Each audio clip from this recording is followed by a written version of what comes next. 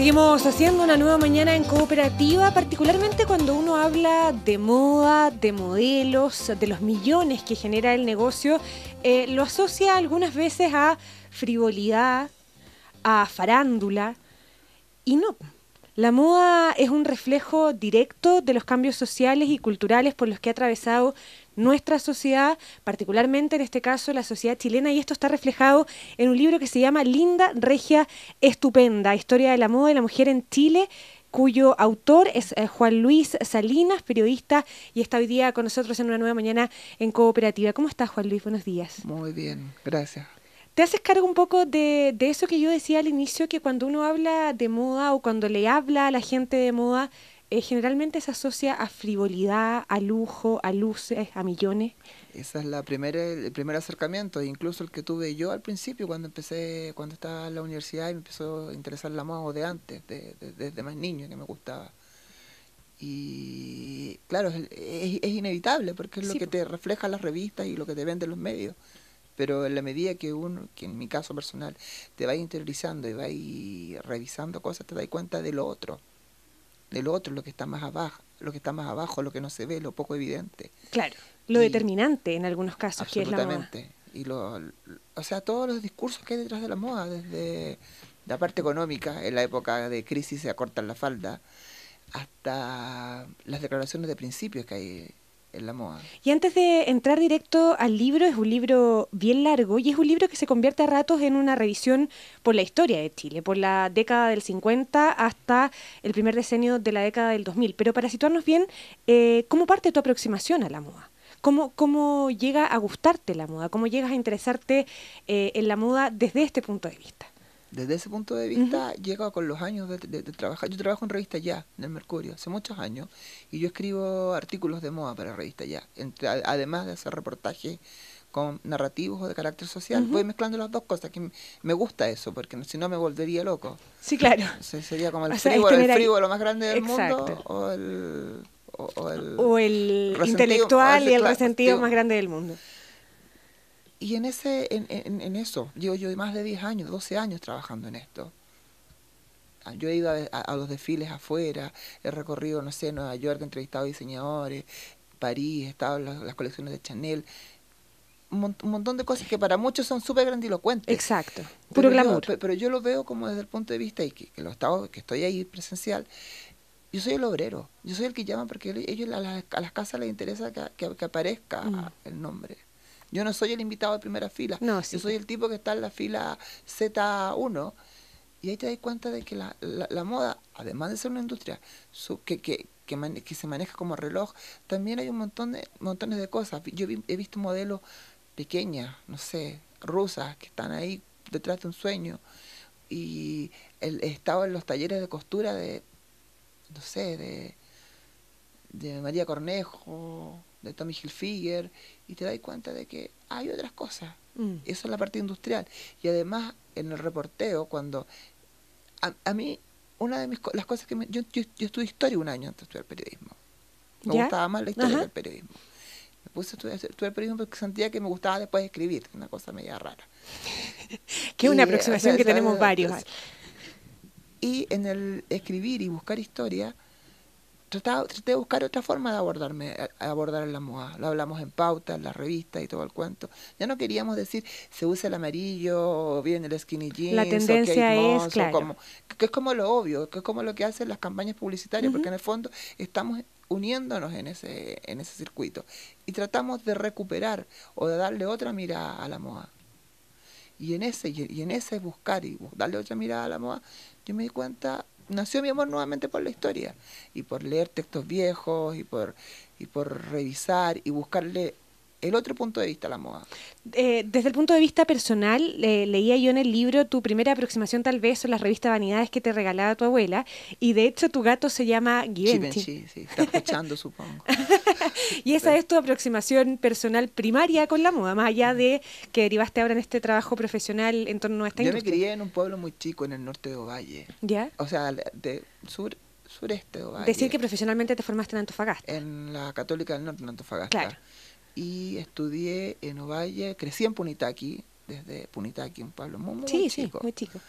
sequía, terremotos, un montón de cosas le han pasado a ese pueblo, pero es mi pueblo entrañable. Uno podría pensar que mucho vínculo con la moda en Punitaqui no tiene. Pero curiosamente tenía una abuela que era súper lectora. ¿Ya? Y tenía un abuelo que también era súper lector. Entonces en mi casa había muchos libros y se mezclaba la cosa como lectora de mi abuelo, que leía Análisis, Causela, compraba todos los diarios y que llegaban desfasados a Punta, que como con 2 días de retraso. Pero nosotros, yo lo leía y mi abuela leía Vanidades, y tenía mi abuela una pensión donde recibía unas gringas. ¿Ya? Y estas gringas que llegaban a hacer como servicio social, estamos hablando de esto mediados 80, ¿Ya? llegaban a hacer servicio social a ¿A Punitaqui, Punitaqui? llegaban con revistas Vogue. Ah, ya. O sea, entre la Vanidades y la Vogue ya se armó. Claro, ya no entendía nada de inglés, pero yo miraba y veía que Brooke Shields era lo más lindo de la tierra. Claro. Y veía los vestidos. Pero también estaba el otro lado, como que pensé en un momento estudiar moda, pero no se podía en esa época. Había otra cabeza. Sí, y claro. tenía que ser el primer profesional de la familia. Mm. Y decanté con odio primero por historia, después por periodismo. Y no sé, la vaca vuelve al monte, la cabra vuelve al monte, inevitablemente. Sí, claro. Este libro, Linda, Regia, Estupenda, la historia de la moda y la mujer en Chile, tiene 340 páginas. Sí. Tiene hartas fotos que están bien entretenidas, que van relatando cada una de las décadas, porque describe las últimas 6 décadas en Chile y las últimas 6 décadas en rigor de la mujer en Chile. Parte por la década de los 50, parte con la llegada de Christian Dior a Chile, de los gobelinos, los modelos que se replicaban, y tú caracterizas esa época como las perfectas señoritas. Todas tenían que ser lindas, bien vestidas, perfectas damas de casa. ¿Era así la década de los 50? Es que era otra sociedad. Yo siempre he dicho que el libro tiene una pequeña deuda, que es con las clases populares. Es verdad, porque refleja el impacto de la moda en las clases más altas la casi en todas las décadas. Sí. Claro, pero también tiene que ver con un proceso de la moda. La moda, en esa época, las que hacían moda, las que consumían moda, eran las clases burguesas. Sí, claro. Las clases populares, que se dice en el libro, se constata, que o trabajan con la costurera, que también era como transversal, porque también estas señoras tampoco tenían tanto dinero para estar comprando. Sí, claro, y además Dior eran réplicas claro. de Christian Dior y eso. Finalmente tenían los moldes y hacían con su costurera un molde parecido al original. Y las revistas femeninas de la época todas venían con moldes, y Rosita, Margarita, Eva, que... Sí, claro. El rol que cumplieron las revistas femeninas fue bien relevante en cada una de las décadas también. Sí, en cada una de las décadas, porque a la medida que la mujer va cambiando, la revista, la mirada de las revistas femeninas también va cambiando. Las fotos, las modelos, las locaciones. Hasta los temas. Exacto. Ya, pero en la década de los 50, ¿cómo era la mujer chilena en la década de los 50 pensando que en una década, por ejemplo, en que la mujer parte su participación política formal cuando vota en una elección presidencial? Claro. Que había conseguido el voto del 49. Exacto, con Gabriel González Videla. Y solo lo puede ejercer el 52. Exactamente. Para mí ese era el punto de quiebre, había esa dualidad, que llega las colecciones de Dior a Chile, el primer país de Latinoamérica, que lo duró súper poco entre las colecciones de Dior, porque después fue a Venezuela. A Venezuela, que tenían el boom petrolero y todo el cuento. Pero teníamos eso. Se elige la primera Miss Chile, llegan las colecciones de Dior, las mujeres empiezan a votar y empiezan muchas mujeres burguesas a trabajar. Y llega Sergio Mata a Francia, además como el primer chileno que se convierte en una estrella. En una estrella, un tipo que pudo haber logrado muchísimo más de lo que logró, pero ya logró mucho. O sea, yo he revisado enciclopedias de la moda internacional y sale el nombre de Sergio Mata. Pero con esos factores, la mujer que vota por primera vez, la mujer que empieza a trabajar, llega Christian Dior a Chile. ¿Cómo se define la mujer? ¿La mujer perfecta, bonita, la hija como réplica de la mamá? Es la hija, no había como esa diferencia ahora que las chicas jóvenes se visten bastante diferentes a sus madres. O sea, claro, y es un asunto de identidad incluso. Y de hecho pasa al revés ahora, que las mamás que se quieren vestir como las Lola. Claro. Antes no, las hijas se querían vestir como las mamás, porque llegaba a cierta edad, no sé, cumplía ahí 18, debutaba en sociedad y ya pasaba a ser una mujer que está en el campo para casarse, Exactamente. Y se le enseñaba a casarse. Incluso algunas iban a escuelas para ser perfectas dueñas de casa. Eso más ya los 60. ¿Más los 60? Ya. Pero en los 50 empieza, para mí un elemento clave del libro y que espero que se note, es que en el siglo XX los mayores cambios que se han producido, más allá de la tecnología y un montón de cosas, son los cambios que ha logrado la mujer. Exacto. Habían ido marcando efectivamente O sea, el curso de las cosas. Claro, y desde principios del siglo ya las mujeres habían empezado a luchar por los movimientos, pero por su movimiento, por el voto, por entrar a la universidad, y ya habían profesionales ya en los 50, pero no eran muchas. Ya, eso con los 50. Por un asunto de tiempo vamos avanzando. Ya. Los 60 parece ser como la época más definida de alguna manera, que más productos culturales de alguna manera deja identificables de la década de los 60. Estamos hablando, Yo creo que eso pasa por la nostalgia. Para mí son los 70. ¿sí? Pero ya, estamos hablando del bikini. Estamos Ya, hablando de la minifalda, ya. estamos hablando de los hippies, de la guerra de Vietnam, un montón de cosas que Y eso, definen esa década. absolutamente, pero eso a nivel internacional. A Chile todas esas tendencias llegan con un A retraso. fines de los 60, Claro, principios de los claro, 70. con Ya, un y entonces, ¿cómo retraso. definimos a la mujer de los 60 en Chile? Todavía con mucho resabio de la moralina de la mujer perfecta, Es como una transición. una transición, y es rarísima porque las mujeres en esa época, al principio de la década, empiezan todos aparecen unos cursos para ser perfectas dueñas de Claro. casa. En casas bonitas los maridos son felices. Ahora había Y son fieles. Y son fieles, por lo tanto, y claro. un eslogan. Y habían academias que le enseñaban a maquillarse, a la postura, a tener la casa limpia y a hermosearla hasta con piñas, hacían arreglos florales con piñas. Y estas mujeres burguesas iban a esas clases. Ya, y eso es en el principio de la década. En el Y entonces en principio. Chile Pero hay llegan un los quiebre, cambios. hay ¿Cuál un es el quiebre. quiebre? Para mí el quiebre es la píldora. Ya. Que Freud, eso es a nivel mundial y a pero nivel... A Chile llega tardíamente. tardíamente. No, mucho menos de lo que han sucedido otros cambios. ¿Ya? Digamos que teníamos otra sociedad. Llegó por lo menos no sé, Estados Unidos habría empezado como 7 años antes y Chile llegó como el 65. Porque esta política de control de la natalidad en el fondo Bueno, viene con Frei Montalva. Frei en Chile. Montalva, claro, y hay una historia terrible porque se producían demasiados abortos y solamente por eso hay muchas mujeres muriendo por aborto en los hospitales. Y Frei Montalva introduce la píldora y curiosamente el bikini ya se había introducido en Chile. ¿Ya? Las chicas lo usaban, pero se masifica el bikini porque la mujer tiene más conciencia de su cuerpo, tiene conciencia de sus libertades. Se masifica el bikini y también cambia un poco los códigos de estética. La mujer tiene que estar más Y la mujer bronceada. y empieza la minifalda, además. Exacto. Entonces hay una revalorización de la juventud, O sea, se puede- ahora sí se empiezan a distinguir las hijas de la mamá. absolutamente. Eso pasa en la década del 60, Del y 60. se convierte también en un factor de identidad de las lolitas, de Las los... lolitas, y después al final de la década empiezan los hippies. Que todo Al el mundo final de la los asocia- década y principio de la década de los 70 en Chile, sí, ¿no? pero tiene súper corta vida porque viene el quiebre institucional, entonces igual los hippies después los persiguen para cortarles el pelo y todo el cuento. Pero cuando tú me decías que para ti la década del 70 es la que más marca como identidad, me llama un poquito la atención a mí, porque ¿qué producto tiene de vestuario, por ejemplo? ¿Qué A ver, pieza de vestuario es de los 70? En términos de moda, la década de los 70, moda nacional, la década de los 70 fue la que donde 70 fue donde se desarrolló el proyecto de moda más auténtico Como y la propio, moda autóctona la que moda le llamaban. autóctona. Pero también Partió duró muy poco, duró muy poco porque se asociaba en el fondo a la UP. a la UP, claro, y después hubo que cambiarla, pero esa moda sí llegó a París, llegó con Alarcón, Con la tejedora chilota. y se presentó en el Louvre, y Pierre Cardin, que era el ídolo de la época, no sé, como el Tom Ford Que era como el precursor como del pret-à-porter, de esto de generar ropa más en masa, pero de buena calidad. Y de todas las tendencias, porque él bien era como el precursor de la moda espacial, la moda futurista, y se enamoró de los tejidos de esta mujer a la que le ofreció trabajo y ella dijo que no, porque ella prefería seguir tejiendo en el sur. Yo pienso que hubiese pasado con esa sociedad en el Alarcón con Pierre Cardin. Hubiésemos tenido antes una moda orgánica, tal vez. Ya, pero en los 70 también pasa en Chile particularmente que la situación económica, política y social que se vive en el país se quiebra y genera problemas incluso de materiales, de escasez de tejidos, de escasez de ahí viene tela. lo que me gusta de la década, que en la década la mujer sigue siendo coqueta, esa dualidad rarísima que tiene la mujer, que tiene que trabajar, que tiene que mantener a la familia, que no tiene ni para parar la olla. Y no tiene ni para parar la olla. Y en este caso, no es que no tenga, no hay. Exacto. Cosas, no hay... Claro, pero en rigor no tiene para parar la olla, no tiene con qué.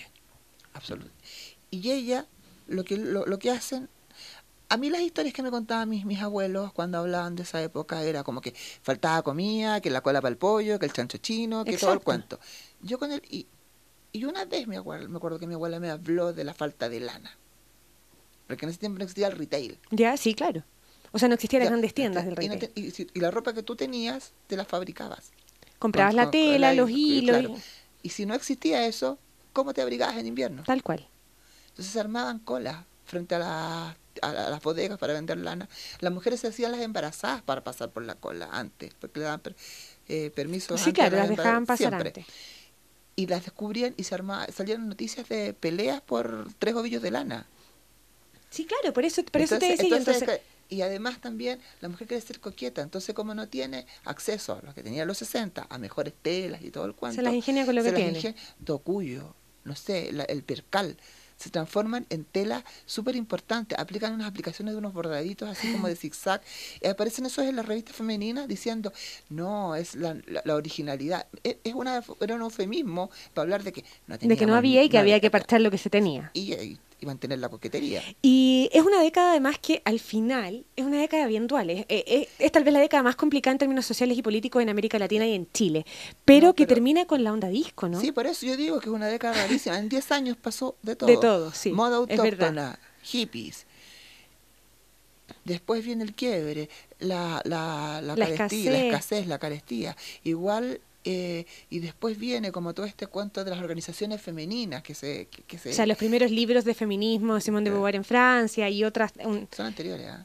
Son del 60. Claro. Por eso digo, el 70 es más loco. Y Ya. el 70 termina... Pero en Chile. Termina en Chile, pero es que el libro es Chile. Sí, no, sí sé. Sí, termina con la onda disco y con una cosa escapista tremenda antes de que pase otra cosa terrible, que es el 82, la crisis. crisis. Ya, pero quedémonos cortitos en la onda disco. El 77 sale Fiebre de Sábado por la noche, deja la escoba. Acá en Chile llega con algo de retardo también, no tanto Sí, parece. como que todas las películas llegan con un año de retardo. Y la onda disco penetra básicamente en las clases sociales altas otra vez. Y populares. También populares, ¿y de qué manera se hacen parte de esta onda disco? Tony Manero igual era para el galán de la clase popular, la chica de la clase popular era como un ícono. Como Brad Pitt, o sea... Claro, era como un ídolo a seguir. Claro, además. O sea, en el Paseo Ahumada se vendían trajes de John Travolta para que fueran a el la tradicional discoteca. traje blanco de pata ancha. Todo el mundo se queda con la disco Hollywood, el Red Jeans y todo el cuento, pero habían unas como en Avenida Mata estaba lleno de discotecas. En los sectores y populares. Estaba lleno de Tonis Maneros. Y Tonis Maneros que iban por a hacer sus bailes. Y así termina esa década y parte otra. Que otra. son los 80, que también uno, tal vez por la cercanía en el tiempo, tiene varios recuerdos de un look que hoy día, para mi gusto, es bien satanizado. Es un look que no sé si uno volvería a repetir. O a las que vivieron en los 80 lo volverían a repetir, porque además es el tiempo en que empiezan las estrellas de televisión, como que las pasarelas ya no son el lugar para las modelos, sino los espacios en la tele, la Raquel Argandoña y su vestido metálico. Exactamente, es la época de las divas. ¿Cómo se empieza a conformar los 80 desde la moda? ¿Cómo empieza a diferenciarse de los 70? Piensa que antes del 82 teníamos las importaciones y llegaba todo. Y era todo fácil de acceso. Sí, claro. Entonces llegó un modelo como que muy Miami ya en esa época. Ya se empezaba a miamizar, ¿no? Todo Miami Vice. Claro, y todo... Y las mujeres bien rubias. Y todo bronceado, todo. Y después viene la crisis, pero se mantiene el look. Esa estética se mantiene. Estética. Y las hombreras anchas. Pero sí, claro, tiene que ver que también es que la televisión influye en todo. Raquel Argandoña se logra convertir en la primera diva. Llega las teleseries, llega la Dinastía y después llegan las teleseries. Dallas y Dinastía, claro. Y las teleseries nacionales que replican el fenómeno, o sea, Telma de la Torre 10, Sonia Viveros, claro. Es Joan Collins. Sí, claro, efectivamente. Y Bellas y Audaces son como las chicas de Dinastía. Ya, los 90, porque nos queda súper poco tiempo. Los 90, los concursos de belleza ya no van, son anticuados, ser top model es la onda y empiezan a aparecer. El país de los jaguares, de los ganadores. Es el país de los jaguares, pucha que somos bacanes, empiezan las fiestas de Expandex. Definamos la moda de los 90 bien cortito porque nos queda poco tiempo. El alternativismo, yo soy distinto a ti.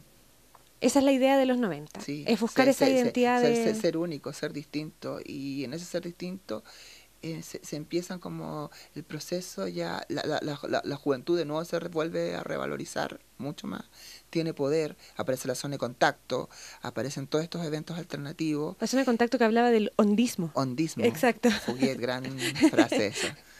Y hay una revalorización de la juventud que termina al final de los 90, cuando empieza el 2000 ya terminamos con los Pokémones. Terminamos con las tribus urbanas. Claro, y ahí hay yo digo que hay un arco perfecto en esto, que es de las mujeres burguesas que iban a los desfiles de los gobelinos, a los Pokémones, que son chicos de las poblaciones que se vienen a Providencia y que ellos mismos se fabrican su moda. Y que además tú dices en el libro es como la única tribu urbana naturalmente chilena, ¿no? Naturalmente chilena. O sea, como que no es exportada como el grancho. O sea, tiene cosas de no todas partes. Es una mezcla. Armazón. Sí, como, claro. Como el televisor armado en Iquique, así como... Pero que tenían características como el ponceo y los pantalones bien abajo. Y bueno, y además... Y que la diferenciación que se hizo en esta época, fue con los pelolais, que era como con su contrapartida. Pero las pelolais, para mi gusto, no son... No son tan definitorias como los Pokémon. Porque las pelolais, tú póngate lo que te pongas, vas a hacer pelolais. El pelolais tiene que ver con su origen, no con su apariencia. Claro, tiene que ver con dónde naciste, efectivamente. En cambio, el Pokémon no. Y esa es el primer decenio de la década del 2000, 6 décadas desde 1953, decíamos, cuando llegó Christian Dior a Chile, Definición de la mujer, Historia de la moda y la mujer en Chile, linda, regia, estupenda, se llama este libro de Juan Luis Salinas Toledo, que ha estado hoy con nosotros en Una Nueva Mañana en Cooperativa. Juan Luis, muchísimas gracias por venir. Gracias por invitarme. Que te vaya bien. Vale.